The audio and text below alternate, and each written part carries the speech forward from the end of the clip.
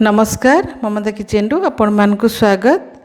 आज आम गोटे पकोड़ा तैयारी करवा मक्का पकोड़ा कसी जो मक्काटा टे कसी थी से कसी मक्कार में पकोड़ा तैयारी करवा।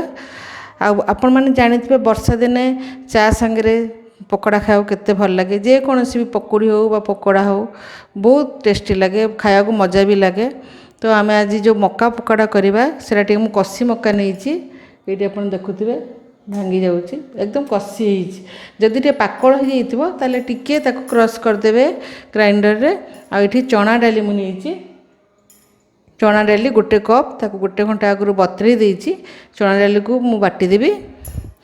आउ एथिरे मु मिसेबी पियाज कंचा लंका धनिया पत्र लंका पाउडर जुआणी जुआणी गोटे चामच लंका पाउडर गोटे चामच आपन जेमती देखिकी देबे लंका कम बेसी लुण आ अदा रसुण छेचा आ लेंबू भी सेठी गोटे लेंबू चिपड़ा हब।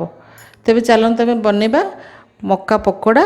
तो मुझे जो चना डालटा बतरेकी रखी गोटे कप हम चा कप्रे से कपटा फुलिकी एति ताकू मु बाटीदेवी चिकन की बाटीदेवी कहीं आम मक्काटा टे गोटा गोटा रही चना डालटा चिकन की बाटीदेवी एमती चिकन की बटा हो तो गोटे बाउल रे आम तो काढ़ीदेवा से आम जी दरकार आम से मक्का देवा। मु गोटे गिना चना डाली रे बटा नहीं तो गोटे गिना मु मक्का दाना देदेवी बेसी देवी से आम अदा रसुण छेचा खंडे अदा और 3-4 पाखुड़ा रसुण को मुझे छेची देची ताकू देदेवा गोटे चामच। तापर आम पियाज देदेवा से गोटे बड़ पियाज कंचा लंका देदेवा तापर लुण देदेवा स्वाद अनुसार। एथिरे किछि बेकिंग पाउडर किंबा बेकिंग सोडा आम पकेबानी। तापर आम लंका पाउडर देदेवा। तापर ये जुआणी मु नहीं जुआणी गोटे हाथ में दलिकी मुझे देदेवी से लेंबू लेंबू भी चिपुड़ी देवा गोटे बड़ लेंबू।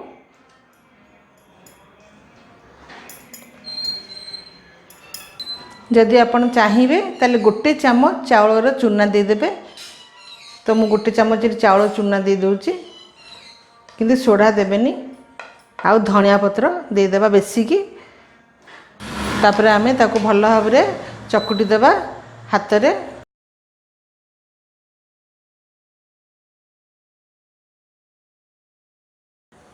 ये भल भाव रे चकुटी देची आउ तेल भी बसी देची गरम हवा पे। तेल गरम हैलानी मु एमती गोल गोल करिकी पकोड़ा रकम छाणीदेवी बेसी भी गरम हेनी ना उपरटा लाल हो देखला भितरटा कंचा रही टिके कम गरम करेंगे। वर्षा दिने खाइबा को बहुत चटपटा लगे चा संगे।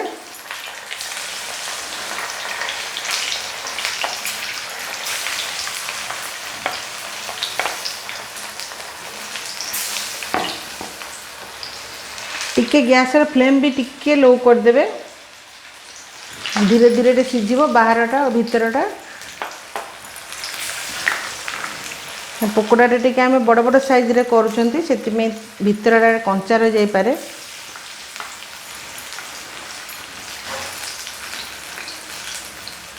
हाई फ्लेम आनिकी तापर टिके लो कर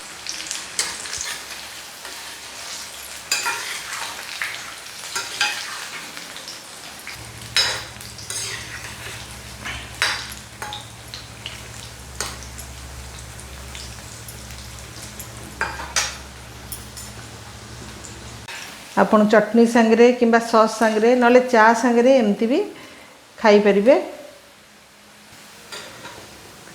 एथिरा हमें काढ़ी देबा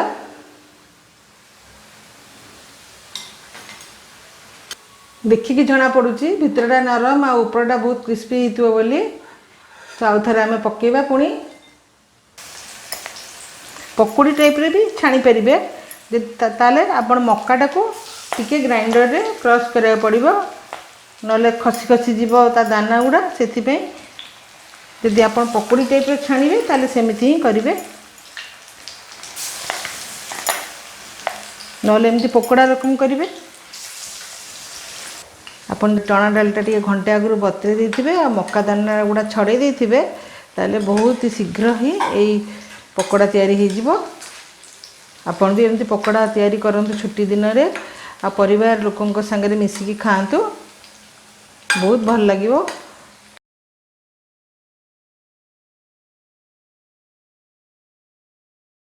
तो मोर पकोड़ा तैयारी हो जाइए आ मु ताको चा संगे आज खाइबी। तो आपण भी माने भी एमती मक्का सीजन रे पकोड़ा बनातु, नहले भी एमती फ्रोजेन मक्का भी बनी पारिबे। जिते सीजन माने मक्कार सीजन न थाए सेते डायरेक्ट फ्रोजेन मक्का भी तैयारी करि पारिबे। आ बेसन अपेक्षा चना डाल रे करले बहुत टेस्टी हबो। भल लागिला जदि लाइक शेयर कमेंट करंतु आ सब्सक्राइब मध्य करंतु आहरी नुआ वीडियो देखिया पई। तो मु गोटे आपण मानकु भांगी की देखौची, देखंतु केते क्रिस्पी होईची ऊपरटा और भीतरटा केते बढ़िया नरम होईची।